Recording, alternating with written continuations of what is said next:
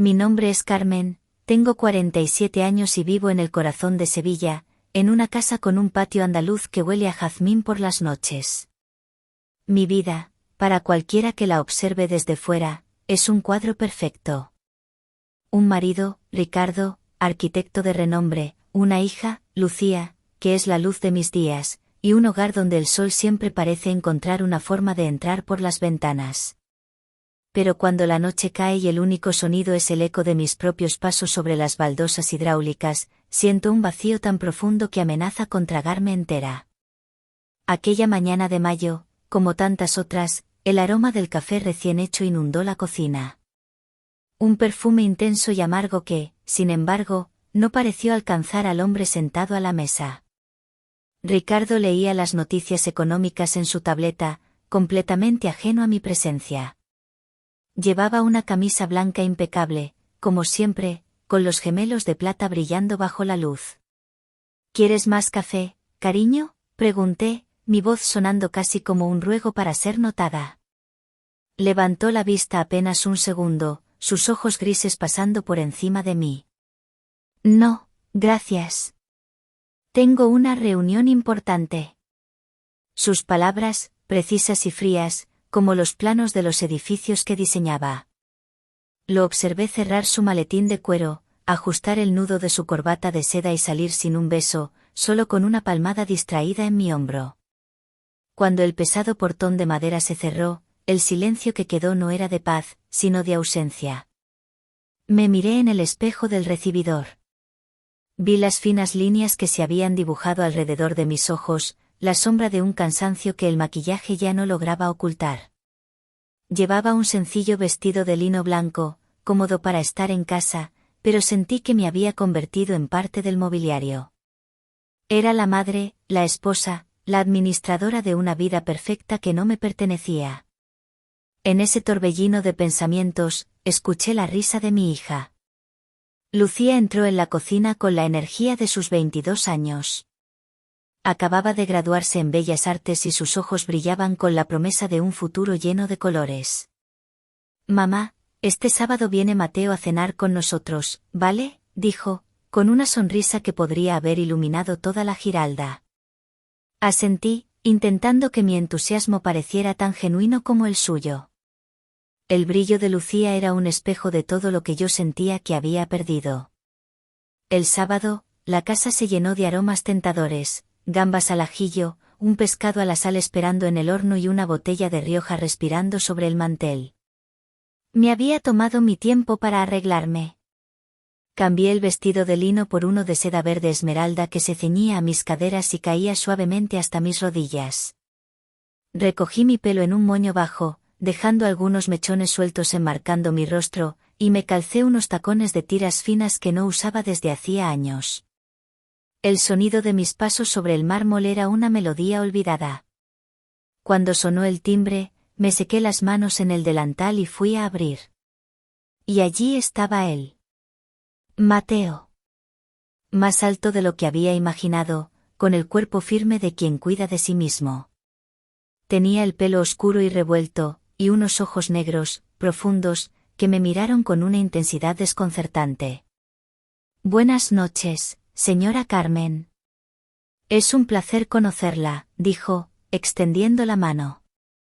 Su voz era grave, con un matiz ronco que me provocó un escalofrío. Le estreché la mano. Era un saludo formal, pero sentí el calor de su piel, la fuerza de sus dedos envolviendo los míos. El contacto duró un instante más de lo necesario. Y sus ojos se quedaron fijos en los míos de una forma que no pude descifrar. No era insolencia ni descaro. Era algo más profundo, casi como un reconocimiento. Durante la cena, Lucía hablaba sin parar de sus proyectos, de un viaje a Italia, de sus sueños. Ricardo, como de costumbre, se limitaba a sentir y a hacer algún comentario sobre la política o el próximo partido del Sevilla FC. Yo sonreía, orgullosa de mi hija, pero cada vez que me inclinaba para servir el vino o pasar el pan, sentía la mirada de Mateo siguiéndome. Un vistazo rápido, disimulado, pero constante. Su atención no estaba en mi rostro, sino en mis gestos, en la forma en que mis dedos sujetaban la botella, en el movimiento de mi muñeca, en la curva de mi cuello cuando giraba la cabeza. Hubo un momento en que se me cayó la servilleta de lino al suelo. Al agacharme para recogerla, la tela de mi vestido se tensó, dibujando la silueta de mi cuerpo. Me di cuenta, con una certeza que me heló la sangre, de que Mateo estaba observando. No directamente, pero su mirada se desvió hacia abajo por una fracción de segundo, recorriendo la línea de mi pierna hasta el delicado tacón de mi zapato. Me enderecé de golpe, sintiendo que mis mejillas ardían, y forcé una sonrisa. La noche terminó sin más incidentes. Salieron juntos, cogidos de la mano. Lucía radiante, Mateo cortés. Me quedé en la puerta mientras bajaban por el callejón adoquinado, el sonido de sus pasos mezclándose con el murmullo lejano de la ciudad. Cuando cerré la puerta, me apoyé en la madera fría. El corazón me latía con una fuerza desbocada. Quise convencerme de que todo había sido producto de mi imaginación, de mi soledad. Pero una parte de mí, esa mujer que llevaba décadas dormida, sabía que no. A la mañana siguiente, el sol entró por la ventana de la cocina y volví a mi rutina. Café, platos, silencios. Pero mientras sostenía la taza de porcelana, aún podía sentir el calor de su mano en la mía. Y me di cuenta, con un miedo delicioso, que algo dentro de mí, algo prohibido y terrible, acababa de despertar. Los días que siguieron a aquella cena se deslizaron con la lentitud del Guadalquivir en verano. Intenté convencerme de que el calor de Sevilla me había jugado una mala pasada, que la copa de Rioja había encendido fuegos donde solo había cenizas. Ricardo seguía inmerso en sus planos y sus reuniones, un fantasma elegante que habitaba mi casa. Lucía, por su parte, flotaba en una nube de felicidad, hablando de Mateo con una devoción que me oprimía el pecho. Todo parecía igual, pero dentro de mí algo se había roto. Un rumor constante, una inquietud que llevaba el nombre de Mateo, se había instalado en mis silencios. No podía olvidar la forma en que me había mirado, como si viera más allá de la esposa y la madre, como si buscara a la mujer que yo misma había olvidado. Una tarde, Lucía recibió una llamada. Un compañero de la facultad necesitaba unos pigmentos especiales que solo vendían en una tienda al otro lado del río, en Triana. Mamá, tardaré un poco. Mateo estaba por aquí y se ha ofrecido a esperarme en casa para ayudarme luego a preparar unos lienzos, me dijo, mientras se ponía unas sandalias a toda prisa. Me quedé helada. No esperaba quedarme a solas con él. Intenté disimular mi nerviosismo mientras ordenaba unos libros en la estantería. Claro, hija, no te preocupes. Poco después, sonó el timbre. Era él. Llevaba una sencilla camiseta negra que se ajustaba a sus hombros y unos vaqueros gastados. Olía a limpio, a jabón y a la calidez del sol en la piel. ¿Quiere que la ayude en algo, Carmen?, preguntó, con esa voz grave que parecía hacer vibrar el aire a mi alrededor. No hace falta, Mateo. Gracias, respondí, intentando sonar firme. Estaba en la cocina, preparando un té frío con menta. Él, sin embargo, entró y se apoyó en la encimera, a mi lado. El espacio era reducido. Cada movimiento que yo hacía provocaba una cercanía peligrosa, la sensación de que nuestros brazos podían rozarse en cualquier momento. Sentía el calor que emanaba de su cuerpo sin necesidad de contacto. Mientras cortaba unas rodajas de limón, el cuchillo resbaló y cayó al suelo. Ambos nos agachamos al mismo tiempo. Nuestras cabezas quedaron a escasos centímetros. Pude ver el destello en sus ojos oscuros, la curva de sus labios. Él recogió el cuchillo y, al levantarnos, su mano rozó la mía para entregármelo. Pudo ser un accidente, pero sus dedos se demoraron sobre los míos, un toque lento y deliberado que me envió una descarga eléctrica por todo el cuerpo. Tiene usted unas manos muy bonitas, dijo en voz baja, casi un susurro. Parecen las manos de alguien que sabe crear. Me aparté bruscamente, dándole la espalda para esconder mi sonrojo. Tonterías. Son manos de ama de casa, respondí, mi voz temblorosa. El silencio que se instaló después no era vacío, sino denso, cargado de electricidad. El tic-tac del reloj de pared parecía gritar en mis oídos. Cuando terminé de preparar el té, me sirvió un vaso. Al cogerlo, nuestras manos volvieron a rozarse. Fue rápido, casi imperceptible, pero bastó para que mi pulso se desbocara. Gracias, musité, sin atreverme a mirarlo. Él solo sonrió de lado. No era una sonrisa de cortesía. Era una invitación silenciosa, una pregunta que yo no sabía cómo responder. Llevé mi vaso al patio, necesitaba aire. Me senté en una de las sillas de forja, rodeada del perfume de los jazmines. Llevaba un vestido veraniego de color turquesa, con los hombros ligeramente descubiertos. Sentí, casi físicamente, su mirada siguiéndome. Salió al patio y se quedó de pie, observando las macetas. Sevilla es bonita, dije, solo por romper la tensión. Pero a veces el calor puede ser asfixiante. No creo que sea el calor lo que asfixia, respondió él, girándose para mirarme. A veces son los lugares, las rutinas. Las jaulas de oro.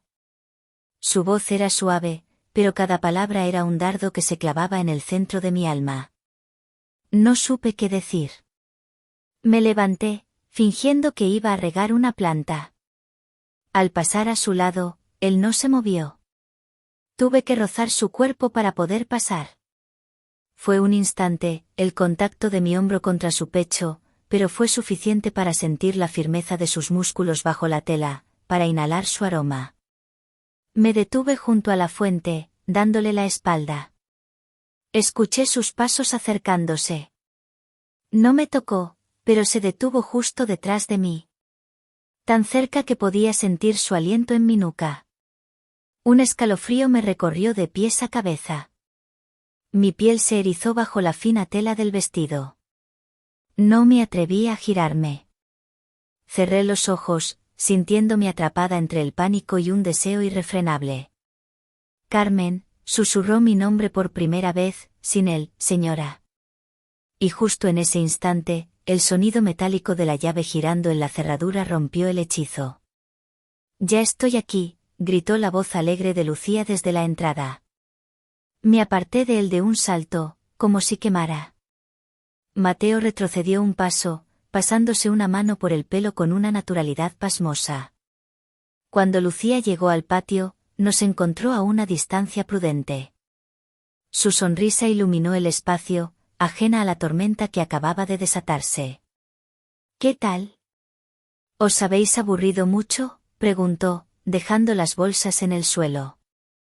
Tu madre me estaba enseñando los secretos de su jardín, respondió Mateo, con un tono tan tranquilo que por un momento dudé de si todo había sido real.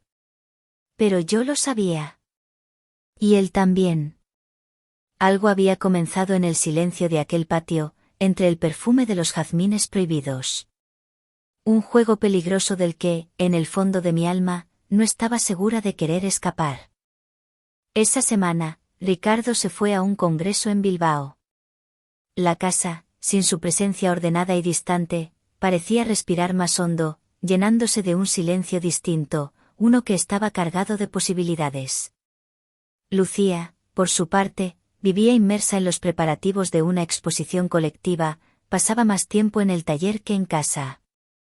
Yo me encontraba sola, flotando en un mar de horas vacías. Y en cada una de esas horas, estaba Mateo. Su nombre era un eco en mi mente, su casi roce una quemadura en mi piel. El calor de aquel inicio de verano se había vuelto opresivo. Las noches en Sevilla no ofrecían tregua, solo un aire denso y perfumado que se pegaba al cuerpo.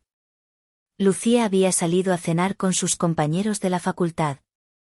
Yo me había dado una ducha larga y me había puesto un vestido lencero de seda azul noche, una prenda que normalmente guardaba para mí, para la soledad de mi habitación. Me sentía cómoda, con los pies descalzos sobre las baldosas frías del salón, intentando leer a la luz de una lámpara baja. Pero las palabras se deshacían en la página. Mi mente estaba en otra parte. No me sorprendió oír el timbre. Una parte de mí lo había estado esperando. Era Mateo.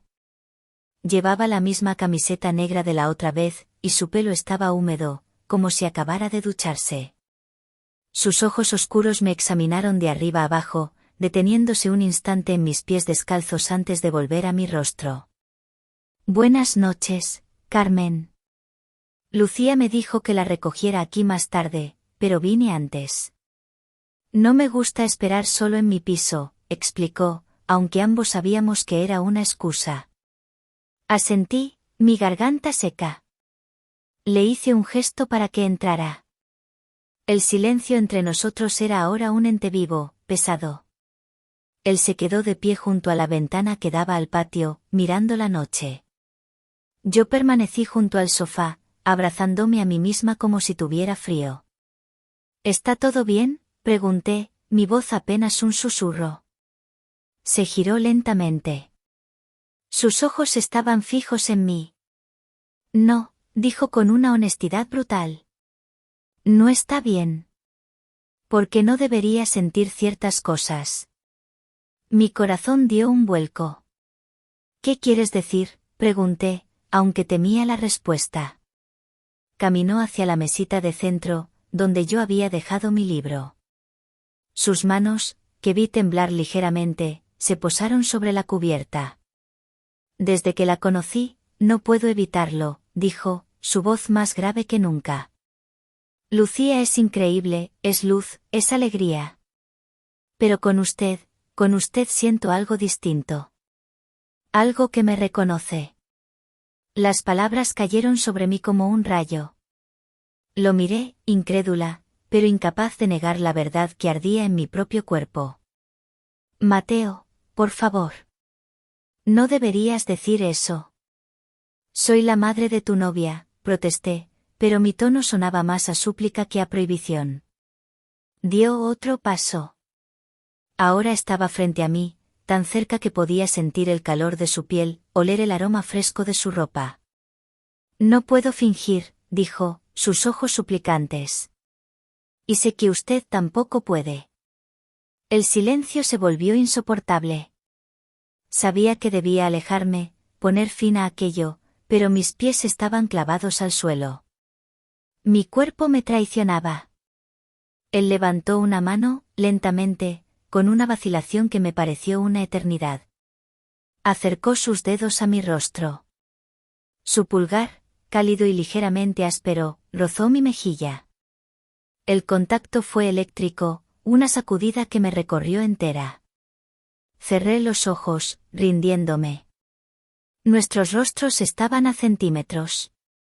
Podía sentir su aliento mezclándose con el mío. El tiempo se detuvo. Solo escuchaba el latido desbocado de mi propio corazón. Estaba a punto de suceder, ese beso que lo cambiaría todo. Y entonces, el sonido seco de una llave en la cerradura principal. Un clic que resonó en la sala como un disparo. Nos separamos instintivamente, como dos culpables. Mi cuerpo estaba en shock. Mateo retrocedió un paso, su mirada perdida. La puerta se abrió.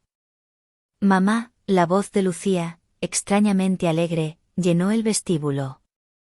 Apareció en el umbral del salón, con una sonrisa que se congeló en sus labios al vernos. Su mirada fue de mí a Mateo, y de vuelta a mí. Vio nuestra cercanía, la mano de él todavía suspendida en el aire, mi rostro sonrojado, mis labios entreabiertos. Vio la atmósfera cargada, el aire denso de palabras no dichas y actos a punto de cometerse. Se quedó paralizada. Sus ojos, antes brillantes, se abrieron con una expresión de incredulidad y dolor. Su respiración se quedó atrapada en su pecho. Mateo, susurró su nombre como si no lo reconociera. Luego me miró a mí. Mamá. ¿Qué está pasando aquí? Su voz, temblorosa y rota, fue la única acusación que necesitó. Busqué palabras, una excusa, una mentira, pero no encontré ninguna.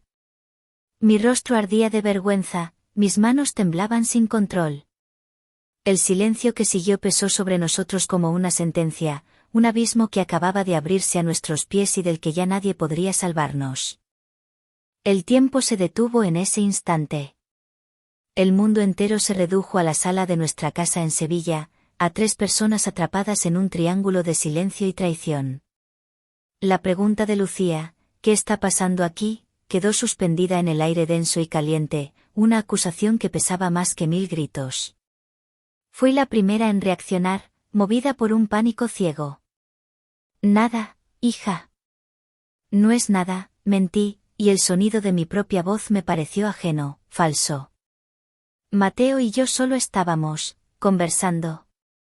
Lucía soltó una risa. Una risa corta, rota, que no tenía nada de alegría. ¿Conversando?, repitió, su voz cargada de un dolor afilado. Jamás he visto a 2 personas conversar así. Tan cerca. Como si el mundo no existiera. Como si estuvieran a punto de... La frase murió en sus labios, ahogada por la rabia y las lágrimas que empezaban a asomar en sus ojos. Aparté la vista, incapaz de sostener su mirada, y la vergüenza me quemó por dentro. Lucía, créeme, por favor, empecé, pero mi súplica fue inútil. Fue entonces cuando Mateo dio un paso al frente. Su rostro estaba serio, sus ojos oscuros llenos de una determinación que me heló la sangre. Mateo, no, le supliqué en un susurro. Pero no me escuchó. Se dirigió directamente a Lucía. No te voy a mentir, dijo, su voz firme, sin un ápice de duda. Hay algo entre tu madre y yo. Algo que he sentido desde el primer día. Algo que no puedo negar. Si la pregunta de Lucía había sido un disparo, la confesión de Mateo fue la explosión de una bomba. El aire pareció desaparecer de la habitación. Miré a Mateo, horrorizada, sin poder creer que hubiera pronunciado esas palabras en voz alta, que hubiera convertido mi secreto más oscuro en una verdad brutal y tangible. Los ojos de Lucía se abrieron de par en par. El dolor dio paso a una furia incandescente. ¿Estás loco?, le gritó, su voz quebrándose. Es mi madre. Lo sé, respondió Mateo, su mirada fija en mí, como si buscara mi confirmación, mi complicidad en aquella locura. Pero es más fuerte que yo. Cállate, grité, encontrando por fin mi voz. No digas nada más. Pero ya era tarde. El daño estaba hecho. Los cristales de nuestra vida perfecta acababan de hacerse añicos. Lucía temblaba de pies a cabeza, y las lágrimas corrían libremente por sus mejillas. No puedo creerlo, susurró, y entonces su mirada furiosa se clavó en mí. ¿Cómo has podido, mamá? ¿Cómo has podido dejar que esto pasara? Tú, la única persona en el mundo en la que confiaba. Cada palabra era un cuchillo que se hundía en mi pecho. La culpa me aplastaba, me dejaba sin aire. Intenté acercarme, tocarla, pero ella retrocedió como si mi piel quemara. Necesito salir de aquí, dijo, con la respiración entrecortada. Necesito aire. No puedo estar en la misma habitación que vosotros. Nos empujó para pasar y corrió hacia la puerta. El sonido del portón al cerrarse de golpe retumbó por toda la casa, un eco violento y definitivo. Me quedé paralizada, sin fuerzas. Mateo se acercó y puso una mano en mi hombro. Carmen, esto ya no tenía vuelta atrás. Iba a saberlo tarde o temprano. Me zafé de su contacto con un movimiento brusco, las lágrimas cegándome. ¿No te das cuenta? Mira lo que has hecho. Puedo perder a mi hija para siempre por tu culpa. Mi voz era un lamento roto. Él me miró en silencio, pero en sus ojos no había arrepentimiento, solo una extraña mezcla de dolor y resolución. No es solo mi culpa, dijo suavemente. Y esa simple frase me desarmó, porque era verdad. Cuando la puerta se cerró tras él, dejándome sola en la casa devastada, me derrumbé. Me deslicé por la pared hasta quedar sentada en el suelo frío. El vestido de seda azul, que momentos antes me hacía sentir deseable, ahora se sentía como un sudario. Me sentía dividida en 1000 pedazos, la mujer deseada, la madre culpable, la esposa traidora. Y me di cuenta de que la verdad, una vez liberada, no podía volver a esconderse. El enfrentamiento no había hecho más que empezar, y yo estaba en el centro de la destrucción. Los días que siguieron fueron un infierno silencioso. La casa, antes mi refugio, se convirtió en mi prisión. El eco del portazo de Lucía resonaba en cada habitación. No contestaba mis llamadas, ni mis mensajes desesperados. Su amiga me escribió un escueto «necesita tiempo», que fue como una sentencia. El sol de Sevilla seguía entrando por las ventanas, pero ya no traía luz, solo revelaba el polvo que se acumulaba sobre una vida rota. Me movía por las estancias como un fantasma, con el vestido de seda azul aún puesto, incapaz de quitármelo, como si fuera la prueba tangible de mi pecado. Una tarde, mientras miraba sin ver la calle desde la ventana, él apareció al otro lado. Mateo.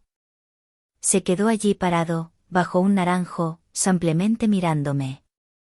No hizo ningún gesto, pero su presencia era un grito. El corazón me martilleaba en el pecho, una mezcla de terror y una atracción vergonzosa que se negaba a morir. Por un instante, quise bajar, cruzar la calle y dejar que todo ardiera. Pero entonces, la imagen del rostro de mi hija, descompuesto por el dolor, apareció ante mí como un muro infranqueable. Me aparté de la ventana, corriendo a esconderme en la penumbra de mi propia casa. Sabía que tenía que terminarlo. Por Lucía. Por los pedazos que quedaban de mí. Al día siguiente, Ricardo volvía de Bilbao. El tiempo se agotaba. Le escribí a Mateo. Necesito hablar contigo. Por última vez. Nos citamos en un rincón apartado del Parque de María Luisa, lejos de miradas conocidas. Llegué primero. Me senté en un banco de azulejos, sintiéndome frágil y expuesta. Cuando él llegó, se sentó a mi lado, pero yo me aparté instintivamente.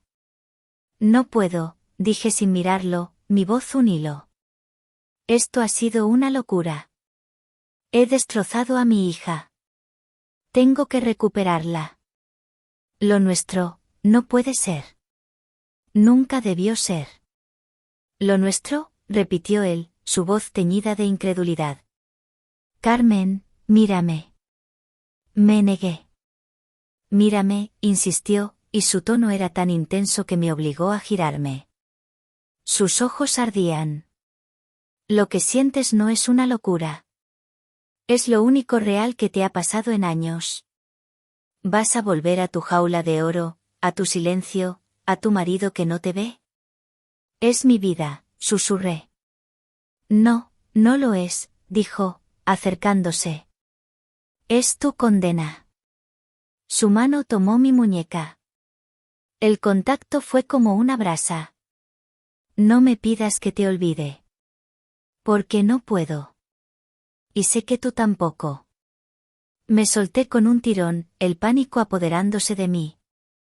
Se acabó, Mateo. Adiós. Me levanté y me fui de allí casi corriendo, sin mirar atrás, sintiendo su mirada clavada en mi espalda. Llegué a casa justo cuando el taxi de Ricardo se detenía frente a la puerta. Entró con su maletín, su elegancia de siempre. Pero esta vez, algo era diferente. Su mirada, normalmente distraída, me recorrió de arriba abajo, notando mi pelo desordenado, mis ojos hinchados, el vestido arrugado. ¿Dónde está Lucía?, preguntó, su tono neutro, pero alerta. Ha salido, mentí torpemente. Él dejó el maletín en el suelo. Esta casa se siente extraña. Fría, dijo, y por primera vez en años, me miró de verdad. Carmen. ¿Qué ha pasado aquí? Antes de que pudiera responder, sonó el timbre. Un sonido agudo, imperioso, que nos hizo sobresaltar a los dos. Fui hacia la puerta con el corazón en la garganta. ¿Era Mateo, negándose a aceptar el final? Abrí la puerta. En el umbral estaba Lucía. Su rostro estaba pálido, sus ojos fríos como el hielo. No estaba sola. Estaba de la mano de Mateo. Se quedaron allí, los dos juntos, mirándome. No había ira en sus caras, ni dolor. Solo una calma aterradora, una determinación gélida. Ricardo se acercó, poniéndose a mi lado, sin entender nada. Lucía ignoró a su padre. Su mirada se clavó en mí, una mirada que nunca olvidaré. Y con una voz tranquila, que era 1000 veces peor que cualquier grito, pronunció las palabras que terminarían de destruir mi mundo. Mamá, no te preocupes, dijo, con una sonrisa diminuta y cruel. Ya no tienes por qué elegir. Mateo y yo nos vamos a casar.